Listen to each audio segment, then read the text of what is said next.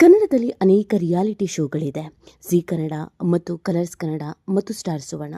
ಈ ಮೂರು ಎಂಟರ್ಟೈನ್ಮೆಂಟ್ ಚಾನಲ್ಗಳಲ್ಲೂ ಕೂಡ ಎಂಟರ್ಟೈನ್ಮೆಂಟ್ ಮಾಡುವಂಥ ಅನೇಕ ರಿಯಾಲಿಟಿ ಶೋಗಳಿದೆ. ಈ ರಿಯಾಲಿಟಿ ಶೋಗಳಲ್ಲಿ ಸ್ಪರ್ಧಿಗಳು ಇರ್ತಾರೆ. ಆಮೇಲೆ ಅವರು ಗೆಲ್ತಾರೆ. ಗೆದ್ದವರಿಗೆ ಬಹುಮಾನ, ರನ್ನರ್ ಅಪ್ಗೂ ಕೂಡ ಬಹುಮಾನ ಅನ್ನೋದನ್ನು ಘೋಷಣೆ ಮಾಡಿಬಿಡ್ತಾರೆ. 50 ಲಕ್ಷ, 60 ಲಕ್ಷ ಹೀಗೆಲ್ಲ ಹೇಳೋದನ್ನು ನಾವು ಕೇಳಿದ್ದೀವಿ, ನೋಡಿದ್ದೀವಿ. ಮತ್ತು ಮನೆಯನ್ನು ಕೊಡ್ತಾರೆ, ಫ್ಲ್ಯಾಟನ್ನು ಕೊಡ್ತಾರೆ, ಕಾರ್ ಕೊಡ್ತಾರೆ ಅನ್ನೋದನ್ನು ಕೂಡ ನಾವು ನೋಡಿದ್ದೀವಿ. ಆದರೆ ಇಲ್ಲಿ ಅನೇಕರಿಗೆ ಮೋಸ ಆಗಿದೆ, ದೋಖ ಆಗಿದೆ. ಅದರಲ್ಲೂ ನಂಬಿ ಬಂದ ಅದೆಷ್ಟೋ ಬಡ ಹುಡುಗರಿಗೆ ಅನ್ಯಾಯ ಆಗಿದೆ. ಈ ಪೈಕಿ ಮೊದಲ ಬಾರಿಗೆ ಮನಸ್ಸು ಬಿಚ್ಚಿ ಮಾತನಾಡಿದ್ದಾರೆ ಸರಿಗಮಪ ಸೀಸನ್ 15ರ ರನ್ನರ್ ಅಪ್ ಹನುಮಂತಪ್ಪ. ಹೌದು, ಹನುಮಂತಪ್ಪ ನಿಮಗೆಲ್ಲ ಗೊತ್ತೇ ಇದೆ.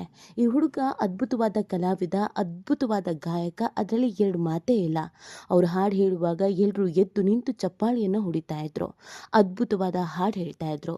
ಕುರಿಗಾಹಿ ಕೆಲಸವನ್ನು ಮಾಡ್ಕೊಂಡಿದ್ದಂಥ ಹನುಮಂತಪ್ಪನನ್ನು ಹುಡುಕಿ ಕರೆದುಕೊಂಡು ಬಂದು ಒಂದು ಸರಿಗಮಪ ಅನ್ನುವ ದೊಡ್ಡ ವೇದಿಕೆಯನ್ನು ಸೃಷ್ಟಿ ಮಾಡಿಕೊಟ್ಟಿದ್ದು ಜೀ ಕನ್ನಡ.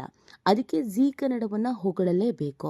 ಬರೀ ಇದ್ದವರಿಗೆ ಅವಕಾಶವನ್ನು ಕೊಡೋ ಬದಲು ಎಲ್ಲೋ ಇದ್ದ ಕಲೆಗಳನ್ನು ತಂದು ರಾಜ್ಯದ ಜನತೆಗೆ ಗುರುತಿಸಿದಂಥ ಹೆಗ್ಗಳಿಕೆ ಜೀ ಕನ್ನಡಕ್ಕೆ ತಲುಪುತ್ತೆ. ಹನುಮಂತಪ್ಪ ತುಂಬ ಇನ್ನೋಸೆಂಟ್ ಹುಡುಗ. ತಾನಾಯಿತು, ತನ್ನ ಪಾಡಾಯಿತು, ಕುರಿಗಾಹಿ ಕೆಲಸವನ್ನು ಮಾಡಿಕೊಂಡು ಇದ್ದವನು ಇಷ್ಟು ಅದ್ಭುತವಾಗಿ ಹಾಡ್ತಾನೆ ಅಂತ ಗೊತ್ತಾಗಿದೆ ಸರಿಗಮಪದ ಜೀ ಕನ್ನಡ ವೇದಿಕೆಯಿಂದಲೇ. ಸೊ ಇಂಥವರಿಗೆ ಒಂದು ಅವಕಾಶವನ್ನು ಕೊಟ್ಟಾಗ ಎಲ್ಲರೂ ಹಾಡಿ ಹೊಗಳಿದ್ರು. ಆದರೆ ಹನುಮಂತಪ್ಪ ಈಗ ಯಾವ ಪರಿಸ್ಥಿತಿಯಲ್ಲಿದ್ದಾನೆ, ಈಗ ಅವನ ಮನನೊಂದ ಮಾತು ಏನು ಅನ್ನೋದು ಗೊತ್ತಾದರೆ ನಿಜವಾಗ್ಲೂ ನೀವು ಹೌಹಾರ್ತೀರಾ, ಬೆಚ್ಚಿ ಬೀಳ್ತೀರಾ. ಯಾಕೆ ಬೇಕು ಇಂಥ ರಿಯಾಲಿಟಿ ಶೋಗಳು ಅಂತ ಪ್ರಶ್ನೆ ಮಾಡ್ತೀರಾ.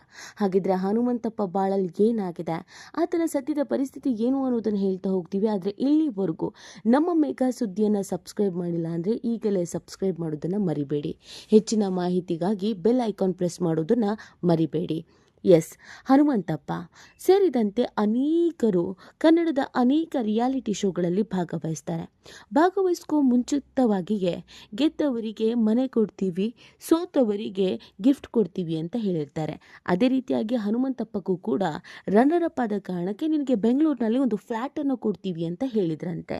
ಫ್ಲ್ಯಾಟ್ ಸಿಗುತ್ತೆ ಅನ್ನುವಂಥ ಮಹದಾಸೆಯಿಂದ ಹನುಮಂತಪ್ಪ ಕೂಡ ಇದ್ದರು. ಆದರೆ ಇಲ್ಲಿವರೆಗೂ ಫ್ಲ್ಯಾಟ್ ಆಗಲಿ ಅದಕ್ಕೆ ಸಂಬಂಧಪಟ್ಟಂತೆ ಯಾವುದೇ ರೀತಿಯಾದಂಥ ವಿಚಾರಗಳು ನಡೆದೇ ಇಲ್ಲ. ಕೇವಲ ಆಸೆ ಹುಟ್ಟಿಸುವ ಕೆಲಸ ಆಗಿದೆ, ಅದು ಕೂಡ ಕ್ಯಾಮರಾ ಮುಂದೆ. ಇದನ್ನು ಹೇಳ್ಕೊಂಡಿದ್ದು ಸ್ವತಃ ಹನುಮಂತಪ್ಪ. ಅದೆಲ್ಲ ಮೋಸ ರೀ. ನಾವು ನಮ್ಮ ಪಾಡಿಗೆ ಹೇಗೋ ಬದುಕೊಂಡಿರ್ತೀವಿ. ಕುರಿಗಾಹಿ ಕೆಲಸ ಮಾಡ್ಕೊಂಡಿದ್ದೋರ್ರಿ ನಾವು. ನಮಗೆ ಅವಕಾಶ ಕೊಡ್ತೀವಿ ಅಂತ ಕರ್ಕೊಂಡು ಹೋದ್ರಿ, ಅದರಲ್ಲಿ ನನಗೆ ಖುಷಿ ಇದೆ ರೀ. ನನ್ನನ್ನು ಜನ ಮೆಚ್ಕೊಂಡಿದ್ದಾರೆ, ನನ್ನನ್ನು ಜನ ಗುರುತಿಸಿದ್ದಾರೆ, ನನ್ನ ಕಲೆಗೆ ಒಳ್ಳೆಯ ಗೌರವ ಸಿಕ್ಕಿದೆ. ಆದರೆ ಬೆಲೆ ಮಾತ್ರ ಇಲ್ಲ ರೀ. ನಮಗೆ ಯಾವುದೇ ರೀತಿಯಾದಂಥ ಅವಕಾಶವನ್ನು ಯಾರೂ ಮಾಡಿಕೊಡ್ತಾ ಇಲ್ರಿ. ನನಗೊಂದು ಫ್ಲ್ಯಾಟ್ ಕೊಡ್ತೀನಿ ಅಂತ ಹೇಳಿದ್ರಿ, ಆದರೆ ಆ ಫ್ಲ್ಯಾಟ್ ಇನ್ನೂ ಕೊಟ್ಟಿಲ್ರಿ. ನೋಂದವಾಣಿ ಕೆಲಸ ಸೇರಿದಂತೆ ಯಾವುದು ಆಗೇ ಇಲ್ರಿ. ಅದ್ರ ಬಗ್ಗೆ ಮಾತಾಡೋಕ್ಕೆ ಯಾರೂ ಬಂದೇ ಇಲ್ರಿ. ಈಗ ನನ್ನ ಜೀವನ ತೀರಾ ಕಷ್ಟ ಆಗಿದೆ. ನಾನು ಸುಮ್ಮನೆ ಇಲ್ಲೆಲ್ಲ ಓಡಾಡ್ಕೊಂಡಿದ್ದೀನಿ. ನಿಮ್ಗೆ ಯಾರಿಗಾದರೂ ಎಲ್ಲಾದರೂ ಹಾಡು ಹೇಳೋದಕ್ಕೆ ಅವಕಾಶ ಇದೆ ಅಥವಾ ಅದರಿಂದ ದುಡ್ಡು ಕೊಡ್ತಾರೆ ಅಂತ ಗೊತ್ತಾದರೆ ನನ್ನನ್ನು ದಯವಿಟ್ಟು ಕರೀರಿ, ನಾನು ಬಂದು ಹಾಡು ಹೇಳಿ ಹೋಗ್ತೀನಿ ರೀ ಅಂತ ಬೇಜಾರಿನಿಂದ ಹನುಮಂತಪ್ಪ ಮಾತಾಡಿದ್ದಾರೆ. ಹನುಮಂತಪ್ಪ ಸರಿಗಮಪ ಸೇರಿದಂತೆ DKDಯಲ್ಲೂ ಕೂಡ ಕಾಣಿಸ್ಕೊಂಡಿದ್ರು, ಡ್ಯಾನ್ಸ್ ಕೂಡ ಮಾಡಿದರು. ಈ ಸಂದರ್ಭದಲ್ಲಿ ಅವರಿಗೆ ಅಕ್ಕ ಅಂತ ಇದ್ದಿದ್ದು ಅನುಶ್ರೀ ಸ್ವಂತ ತಮ್ಮನ ರೀತಿಯಲ್ಲಿ ಹನುಮಂತಪ್ಪನನ್ನು ನೋಡ್ಕೊಳ್ತಾ ಇದ್ರು. ಇಬ್ಬರು ಟ್ರಿಪ್ ಹೋಗ್ತಿದ್ರು, ಜಾಲಿ ರೈಡ್ ಹೋಗ್ತಾ ಇದ್ರು. ಹನುಮಂತಪ್ಪಗೆಲ್ಲ ಕೊಡಿಸೋ ಕೆಲಸವನ್ನು ಅನುಶ್ರೀ ಮಾಡ್ತಾ ಇದ್ರು. ಹನುಮಂತಪ್ಪ ಕೂಡ ಅನುಶ್ರೀಗೆ ಅಕ್ಕ ಅಂತ ಕರಿತಾ ಇದ್ರು. ಅಕ್ಕ ತಮ್ಮನ ಬಾಂಧವ್ಯ ತುಂಬ ಅದ್ಭುತವಾಗಿತ್ತು. ಆದರೆ ಈಗ ಅನುಶ್ರೀನೂ ಕೂಡ ಹನುಮಂತಪ್ಪ ಬಗ್ಗೆ ತಲೆ ಕೆಡಿಸ್ಕೊಳ್ತಾ ಇಲ್ಲ, ಹನುಮಂತಪ್ಪನ ಮೀಟು ಮಾಡಿಲ್ಲ. ಜೀ ಕನ್ನಡದಲ್ಲೇ ಇರುವ ಅನುಶ್ರೀ ಹನುಮಂತಪ್ಪಗೆ ಫ್ಲ್ಯಾಟ್ ಕೊಡಿಸೋದ್ರ ಬಗ್ಗೆ ಯಾಕೆ ಮಾತಾಡಿಲ್ಲ ಅಂತ ಕೇಳೋದಾದರೆ ಆಕೆ ಕೂಡ ಅಲ್ಲಿ ಕೆಲಸಗಾತಿ ಮಾತ್ರ. ಆ ಕಾರಣಕ್ಕೆ ಆಕೆ ಕೇಳೋ ಹಾಗಿಲ್ಲ ಅನ್ನುವಂಥ ವಿಚಾರವೂ ಕೂಡ ಇದೆ. ಆದರೂ ಹನುಮಂತಪ್ಪನ ಪರವಾಗಿ ನಿಂತು ಆತನ ಜೀವನ ಕಟ್ಕೊಳ್ಳೋದಕ್ಕೆ ಏನಾದರೂ ಒಂದು ವ್ಯವಸ್ಥೆಯನ್ನು ಮಾಡಿಕೊಡಬಹುದಿತ್ತೇನು? ಒಂದು ಅಂಗಡಿನೋ ಅಥವಾ ಏನೋ ಒಂದು ಆತನಿಗೆ ಹಾಕ್ಕೊಟ್ಟಿದ್ರೆ, ಅಥವಾ ಒಂದಷ್ಟು ಕುರಿ ಕೊಡಿಸೋದು ಅಥವಾ ಕುರಿಗೆ ಶೆಡ್ ಮಾಡಿಕೊಡೋದು, ಏನಾದರೂ ಒಂದಷ್ಟು ಕೆಲಸವನ್ನು ಮಾಡಿದರೆ ಅನುಶ್ರೀಯನ್ನು ಹನುಮಂತಪ್ಪ ಜೀವನ ಪರ್ಯಂತವಾಗಿ ನೆನಪಿಸಿಕೊಳ್ತಾ ಇದ್ದ. ಆದರೆ ಯಾರೂ ಕೂಡ ಈ ಸಂದರ್ಭದಲ್ಲಿ ಹನುಮಂತಪ್ಪನ ಪರವಾಗಿ ಮಾತು ಆಡಿಲ್ಲ, ಹನುಮಂತಪ್ಪನನ್ನು ಹುಡುಕಿಕೊಂಡು ಬಂದಿಲ್ಲ. ಇವರಿಗೆಲ್ಲ TRP ಅಷ್ಟೇ ಬೇಕು ಅಂತ ಕಾಣಿಸುತ್ತೆ. ಯಾಕಂದರೆ ಕನ್ನಡದ ಕೋಟ್ಯಾಧಿಪತಿ ಅಂತ ಒಂದು ರಿಯಾಲಿಟಿ ಶೋ ಬರ್ತಾ ಇತ್ತು. ಅದರಲ್ಲಿ ಲಕ್ಷ ಲಕ್ಷ ಗೆದ್ದಂಥ ಒಬ್ಬರಿಗೆ ದುಡ್ಡೇ ಕೊಟ್ಟಿರಲಿಲ್ಲ, ಬರಿಗೈಯಲ್ಲಿ ಕಳಿಸಿದ್ರು. ಮನೆಗೆ ಹೋಗಿ ಫೋನ್ ಮಾಡಿ ಆಮೇಲೆ ಹೇಳ್ತೀವಿ ಅಂತ ಹೇಳಿದರು. ಇತ್ತೀಚೆಗೆ ಸ್ಟಾರ್ ಸುವರ್ಣದ ಒಂದು ರಿಯಾಲಿಟಿ ಶೋ ಅಲ್ಲಿ ಕುಮಟದ ಒಬ್ಬ ಹುಡುಗಿ ಪಾಲ್ಗೊಂಡಿದ್ಲು. ಆಕೆಗೂ ಕೂಡ ಏನೂ ಕೊಟ್ಟಿರಲಿಲ್ಲ. ನೀವು ಗೆಲ್ಲೋದಿಲ್ಲ, ಗೆಲ್ಲೋ ಥರ ಆಡಬಾರ್ದು, ತುಂಬ ಸೆಂಟಿಮೆಂಟಾಗಿ ಭಾವುಕರಾಗಿ ಮಾತನಾಡಬೇಕು, ಸಿಂಪತಿ ಗಿಟ್ಟಿಸ್ಕೊಳ್ಬೇಕು ಅಂತ ಹೇಳಿಯೇ ಕೂರಿಸಿದ್ರಂತೆ.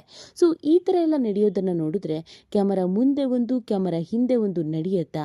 ಕ್ಯಾಮರಾಗಾಗಿ ಇವರು ಮುಗ್ಧತೆಯನ್ನು ಬಳಸ್ಕೊಳ್ತಾರಾ? ಮುಗ್ಧ ಮನಸ್ಸುಗಳನ್ನು ಇವರು ನೋವು ಮಾಡ್ತಾರಾ ಅನ್ನೋ ಪ್ರಶ್ನೆ ಇದೆ. ದೊಡ್ಡ ದೊಡ್ಡ ಚಾನಲ್ಗಳು, ದೊಡ್ಡ ದೊಡ್ಡ ರಿಯಾಲಿಟಿ ಶೋಗಳು, ಅದಕ್ಕೆ ಬಂದು ಕೂರುವ ಜಡ್ಜಸ್ಗಳು ಕೂಡ ದೊಡ್ಡ ದೊಡ್ಡ ಸ್ಟಾರ್ಗಳೇ. ಇಂಥವರ ನೇತೃತ್ವದಲ್ಲೇ ಹೀಗಾದರೆ ಈ ಸಂಪತ್ತಿಗೆ ಯಾಕೆ ನೀವು ಕಾರ್ಯಕ್ರಮಗಳನ್ನು ಮಾಡಬೇಕು? ಯಾಕೆ ವಿನ್ನರ್ ರನ್ನರ್ ಅಪ್ ಅಂತ ಅನೌನ್ಸ್ ಮಾಡಬೇಕು? ಅವಕಾಶ ವಂಚಿತರೇ ಹೆಚ್ಚಾಗ್ತಿರುವಂಥ ಸಂದರ್ಭದಲ್ಲಿ ನಿಮ್ಮ TRPಗಾಗಿ ಇದೆಲ್ಲ ಅವಶ್ಯಕತೆ ಇದೆಯಾ ಅನ್ನೋದೇ ಜನಸಾಮಾನ್ಯರ ಪ್ರಶ್ನೆ ಆಗಿದೆ. ಒಟ್ಟಿನಲ್ಲಿ ಹನುಮಂತಪ್ಪನನ್ನು ನೋಡಿ ಆತನ ಮಾತನ್ನು ಕೇಳಿ ನಿಜವಾಗ್ಲೂ ಬೇಸರವಾಗಿದೆ. ಒಂದು ಆರ್ಟಿಕಲಲ್ಲಿ ಹನುಮಂತಪ್ಪ ಈ ಥರ ಎಲ್ಲ ಹೇಳ್ಕೊಂಡಿದ್ದು ಪ್ರಸಾರ ಆಗಿದೆ. ಹನುಮಂತಪ್ಪಗೆ ನಿಜವಾಗ್ಲೂ ಅನ್ಯಾಯ ಆಗಿದೆ. ಈ ಬಗ್ಗೆ ನಿಮ್ಗೇನು ಅನಿಸುತ್ತೆ ಅನ್ನೋದನ್ನು ನೀವು ಕೂಡ ಕಮೆಂಟ್ ಮಾಡಿ ನಿಮ್ಮ ಅನಿಸಿಕೆ ಮತ್ತು ಅಭಿಪ್ರಾಯವನ್ನು ತಿಳಿಸಬಹುದು.